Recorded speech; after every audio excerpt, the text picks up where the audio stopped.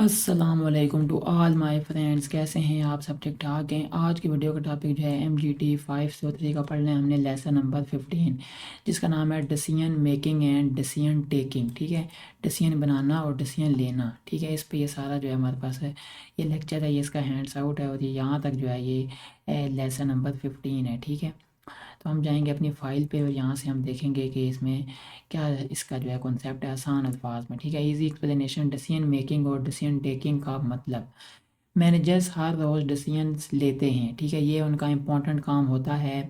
आजकल intelligent computer software managers को मदद करता है ताकि वो बेहतर और तेज़ डिसीजंस ले सकें। ठीक है, लेकिन कोई भी कंप्यूटर पूरी तरह इंसान के डिसीजन मेकिंग प्रोसेस को रिप्लेस नहीं कर सकता। ठीक है, मैनेजर का एक्सपीरियंस, जजमेंट और ह्यूमन टच हमेशा ज़रूरी रहता है। ठीक है, आगे हमारे पास है डिसीजन क्या होता है। डिसीजन का मतलब है दो या ज़्यादा अल्टरनेटिव्स ऑप्शंस में से एक चुनना। ठीक है, डिसीजन मेकिंग प्रोसेस क्या है? ये एक सेट ऑफ स्टेप्स होता है जो प्रॉब्लम पहचानने से शुरू होता है और सलूशन इम्प्लीमेंट और इवालुएट करने तक जाता है। ठीक है, नेक्स्ट है डिसीजन मेकिंग के दो मॉडल्स। ये कौन कौन से दो मॉडल हैं? फर्स्ट है डिस्क्रिप्टिव मॉडल और सेकंड है नॉर्मेटिव मॉडल। डिस्क्रिप्टिव मॉडल में क्या होता है? बताता है मैनेजर्स असल में कैसे डिसीजंस लेते हैं, रियलिटी बताता है। ठीक है, डिस्क्रिप्टिव मॉडल में। और नॉर्मेटिव मॉडल में क्या होता है? बताता है मैनेजर्स को कैसे डिसीजंस लेने चाहिए ताकि वो बेस्ट हों। इसमें 4 स्टेप्स होते हैं जो इफ़ेक्टिव डिसीजन मेकिंग प्रोसेस बनाते हैं। ठीक है, वो 4 स्टेप्स कौन कौन से हैं? स्टेप 1 है आइडेंटिफाई दी प्रॉब्लम। प्रॉब्लम को आइडेंटिफाई किया जाए, यानी समझना कि प्रॉब्लम क्या है, करंट सिचुएशन और डिज़ायर्ड सिचुएशन में क्या फ़र्क है। ठीक है, 3 स्टेजेस होती हैं इसकी। कौन कौन सी? फर्स्ट होती है स्कैनिंग, सेकंड होती है कैटेगराइजेशन, थर्ड होती है डायग्नोसिस। ठीक है, फर्स्ट स्कैनिंग में क्या है? इन्वायरमेंट को ऑब्जर्व करना ताकि प्रॉब्लम का साइन मिल सके। कैटेगराइजेशन यानी कि प्रॉब्लम के सिग्नल को समझना और कंफर्म करना कि वाकई प्रॉब्लम है। डायग्नोसिस यानी कि एक्स्ट्रा इन्फॉर्मेशन लेना और प्रॉब्लम के काज यानी कि वजह समझना।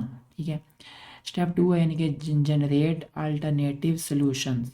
ब्रेनस्टॉर्मिंग यूज़ होती है नए आइडियाज़ सोचने के लिए। ठीक है, नेक्स्ट क्या है? Brainstorming rules. क्या क्या इसके रूल्स हैं? यानी कि 4 इसके ब्रेनस्टॉर्मिंग रूल्स हैं ये वाले। ठीक है, फर्स्ट हमारे पास है आइडिया जनरेट करते वक्त क्रिटिसाइज मत करो। ठीक है, फ्री व्हील करो, चाहे आइडिया अजीब हो बोल दो, ज़्यादा से ज़्यादा आइडियाज़ दो। ठीक है, 4 है हमारे पास आइडियाज़ को कंबाइन और इम्प्रूव करो। ठीक है, स्टेप 3 में आ जाता है choose the best alternative. Her option को इवालुएट करो इन 6 क्राइटेरिया के ज़रिए। फर्स्ट क्या है?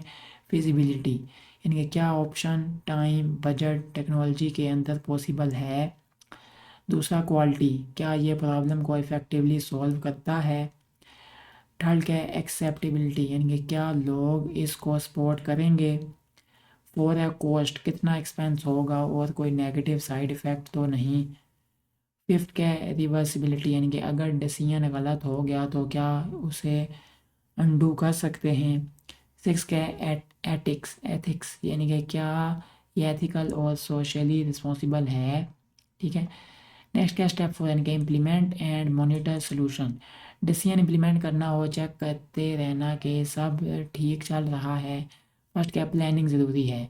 जितना बड़ा चेंज हो उतनी प्लानिंग ज़रूरी होती है।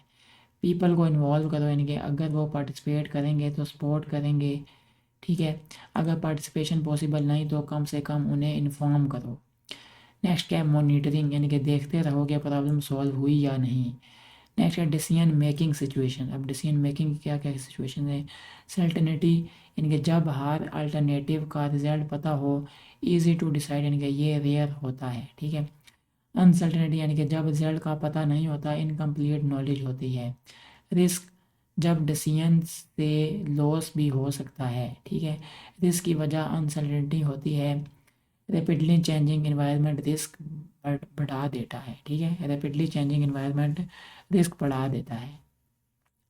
अब इसकी समरी क्या है? यानी कि डिसीजन मेकिंग हर मैनेजर का डेली काम है।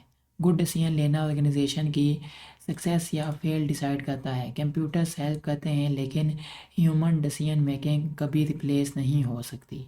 ठीक है, यहाँ तक जो है हमारे पास ये लेसन एंड होता है और यहाँ से आगे हम चलते हैं एमसीक्यूज़ में। What is a decision? Decision क्या चीज़ है? A choice made from two or more alternatives. Decision making है the process of selecting the best option among alternatives to solve a problem. ठीक है। नेक्स्ट क्या, what are the two models of decision making? दो model बताओ decision making के। First हमारे पास था डिस्क्रिप्टिव मॉडल और सेकंड था normative model. Which model explains how managers actually make decisions? तो वो होता है डिस्क्रिप्टिव मॉडल। जी 5 सवाल है, विच model explains how managers should make decisions? तो वो क्या होता है हमारे पास? Normative model. 6 वाला है, what is the first step in decision making? यानी कि डिसीजन मेकिंग में पहला स्टेप कौन सा है? Identify the problem. कि प्रॉब्लम पता चले कि प्रॉब्लम क्या है। What are the 3 stages in identifying a problem? Problem को आइडेंटिफाई करने में 3 स्टेजेस कौन कौन से हैं? फर्स्ट है स्कैनिंग, कैटेगराइजेशन एंड डायग्नोसिस। 8 सवाल है हमारा, what is the purpose of the scanning stage? Scanning stage का जो है मकसद क्या है? To monitor the environment for signs of problems. 9 सवाल है, what is done in the diagnosis stage? यानी कि gather additional information and identify causes of the problem. ठीक है। What is the second step in the decision making process? Decision making process में second step क्या है? Generating alternative solutions. ठीक है। Which technique is use to generate alternatives? यानी कि alternative को जनरेट करने के लिए कौन सी टेक्निक इस्तेमाल होती है? Brainstorming. ठीक है। 12 सवाल हमारा, what is the rule of brainstorming about criticism? Do not criticise ideas while generating them. ठीक है। 13 सवाल, what is meant by freewheeling in brainstorming? Opening even wild or unusual ideas to inspire others। ठीक है। 14 सवाल है, why should many ideas be offered in brainstorming to increase the chance of finding an effective solution? What is the third step in decision making? Choosing the best alternative. Name any two criteria used for evaluating alternatives: feasibility and quality. What does feasibility mean? यानी कि the extent to which an alternative can be achieved within constraints. What does acceptability mean? The degree to which people affected by the decision will support it. What does reversibility mean? How easily a decision can be undone if needed? What does the ethics criterion check whether the decision is socially responsible and ethical? What is the final step in decision making? Implementing and monitoring the chosen solution. Why is planning important during implementation? Because large or irreversible changes need careful planning. Why should people be involved in implementation? They support decisions more when they participate.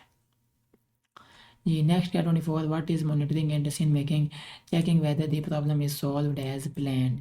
What is certainty in decision making? When the outcome of every alternative is known. What is uncertainty in decision making? When outcomes are unknown or incomplete information exists. What is risk in decision making? The possibility that a chosen action may lead to losses. What is the main reason for risk? Uncertainty. What is a main what is a major cause of uncertainty? A rapidly changing environment. Why can computers not replace human decision making? Because human judgment and experience are essential. ठीक है। तो ये जो है हमारे पास जो है पूरा लेक्चर था। उम्मीद है ये आपको लेक्चर अच्छा लगा होगा। अगर अच्छा लगा हो तो लाजमी वीडियो को लाइक भी करें, चैनल पर नहीं हो तो लाजमी सब्सक्राइब कर दें। इंशाल्लाह नेक्स्ट वीडियो में आपसे मिलेंगे। अस्सलाम वालेकुम रहमतुल्लाहि व बरकातहू।